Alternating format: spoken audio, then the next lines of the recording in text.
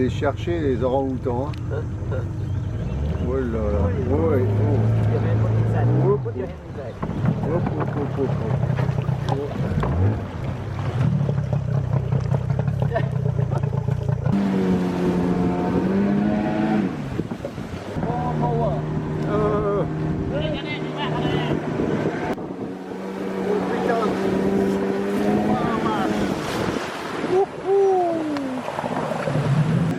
Ça fait 1h30 qu'on remonte la rivière. Le pilote, parce qu'on peut parler de pilote, est en train de changer l'hélice pour une hélice plus petite, pour mieux passer dans les rapides.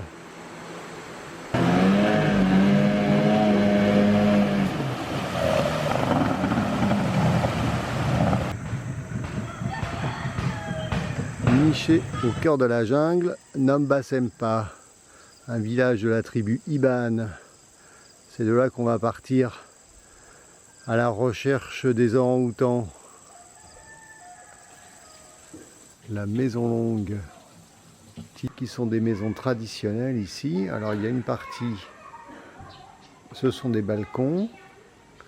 Il y a toute cette partie-là qui est une partie commune, donc tout en longueur, ça fait 100 mètres de long. Et là, on a toute une série de portes. Ce sont les habitations.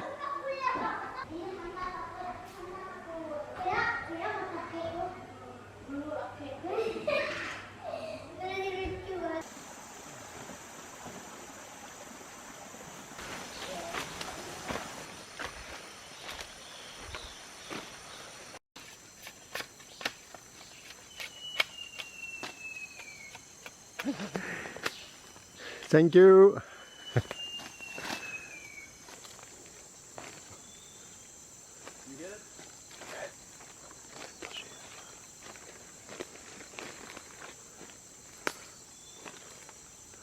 Là, on a des orang-outans pas loin. On les entend. Et... Lama ya? Hah? Iya nah. The old nest. Les orang-outans construisent des nids, soit pour se reposer dans la journée, soit pour passer la nuit. Et on peut voir leur présence, savoir qu'ils sont dans le secteur, en examinant la fraîcheur de ces nids.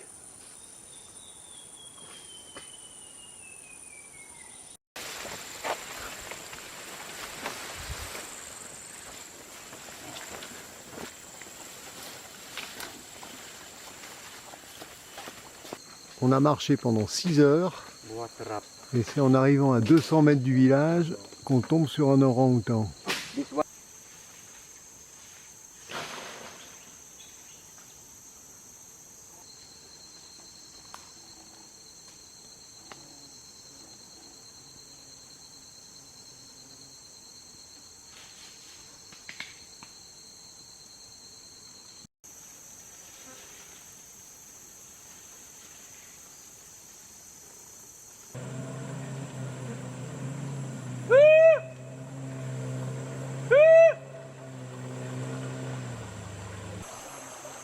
Le deuxième jour, on remonte encore plus profond dans la jungle. On a marché un petit peu et on retrouve notre pirogue. Le niveau de la rivière est vraiment bas et ça passe tout juste.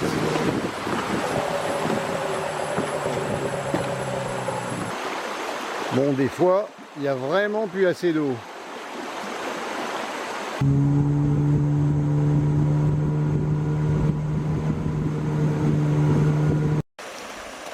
Troisième jour de marche.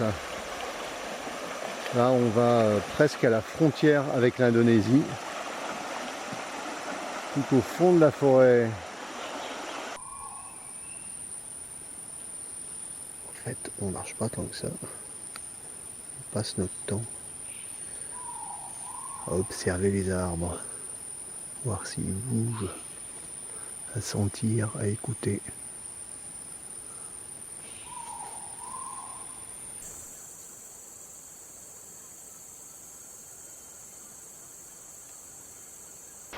Dernier jour, on redescend vers le village Et là ça y est, il n'y a plus d'eau. On va marcher peut-être. On n'aura pas vu des orang-outans hier ni avant-hier. On aura bien profité de la jungle de Bornéo. Super séjour. La petite ville de Sarikei, au bord du fleuve. Les fleuves qui sont de véritables artères où on transporte les gens et les marchandises.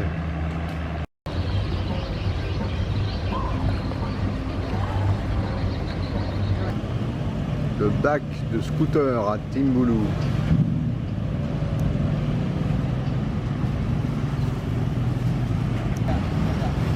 Le fruit malaisien, le durian, qui est...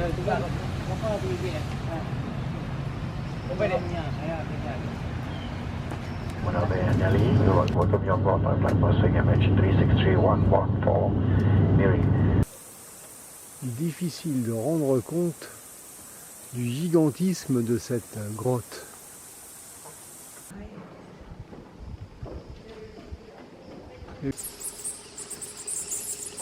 Les chauves-souris commencent à s'agiter, on les entend.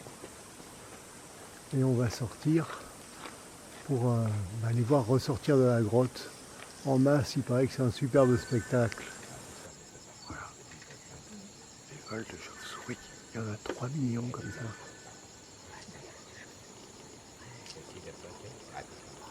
On entend le battement de leurs ailes.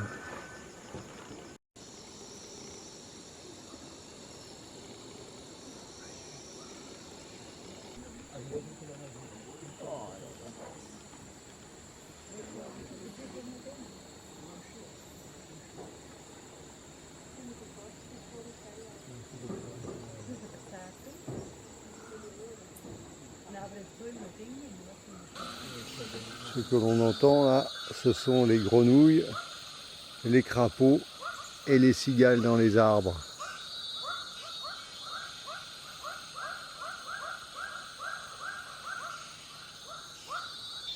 Ouais, vraiment drôle de bête ici.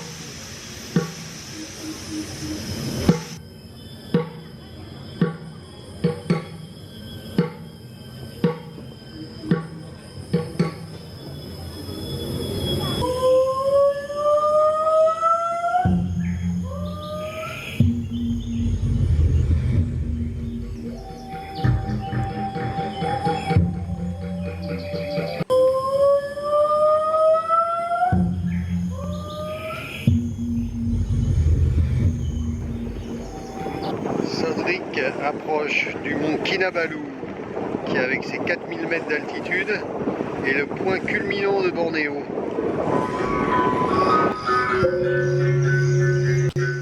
Changement d'ambiance, on est sur les flancs du mont Kinabalu, à peu près 2000 mètres, dans la brume. La forêt est toujours aussi dense.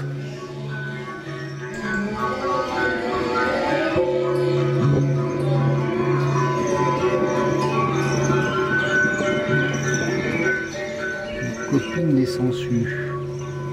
Ah, celle-ci, on dirait qu'elle a senti ma chaussure. Allez, vas-y mon gars. Bon, on va peut-être la retirer hein, avant qu'elle atteigne le mollet.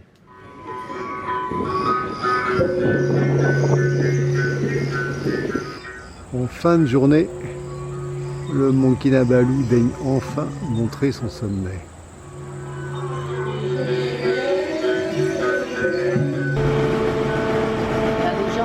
Du poisson. Ça fait une deuxième, regarde dans la caisse là-bas, c'est plein de poissons. Ah ouais, ça va être des pêcheurs du fleuve. Aujourd'hui, on va prendre le train pour aller dans une vallée encaissée le long du fleuve. Malheureusement, on va pas aller très loin parce que le train s'arrête à cause d'éboulement. Il a plu beaucoup en ce moment.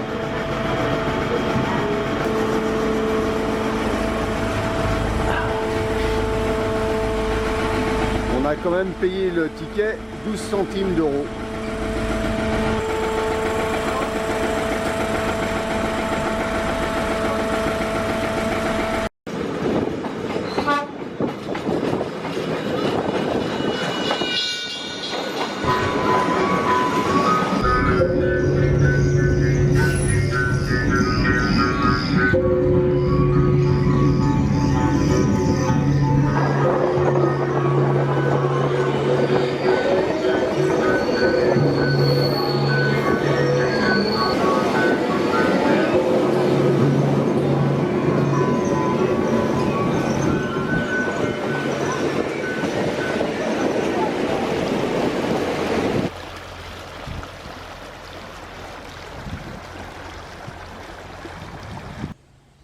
Notre premier mouillage sur la rivière Kinabatanga.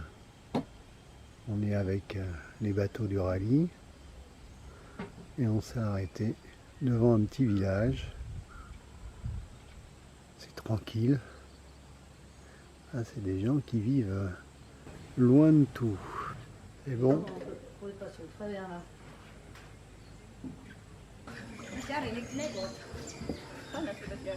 C'est bon, on s'organise pour prendre la photo là, avec toute la petite famille qui nous a accueillis dans le village.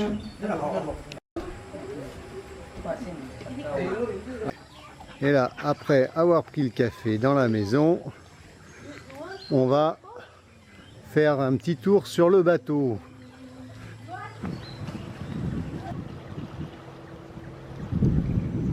Ah, on approche d'un crocodile, celui-là il est plutôt balèze.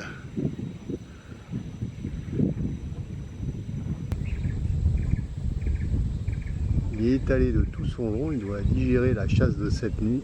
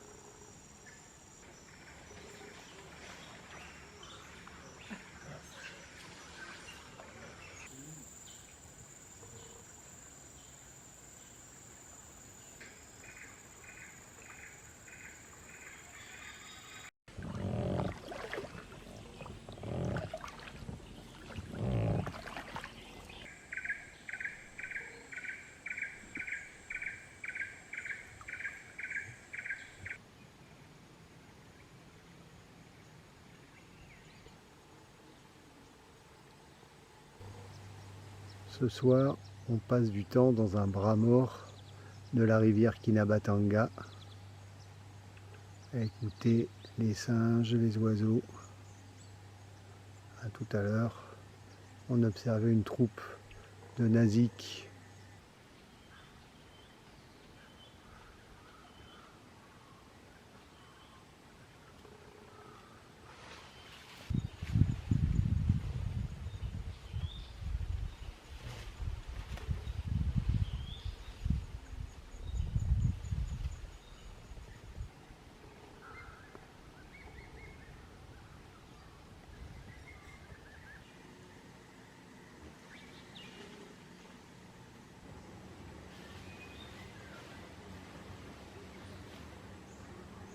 Des ligures.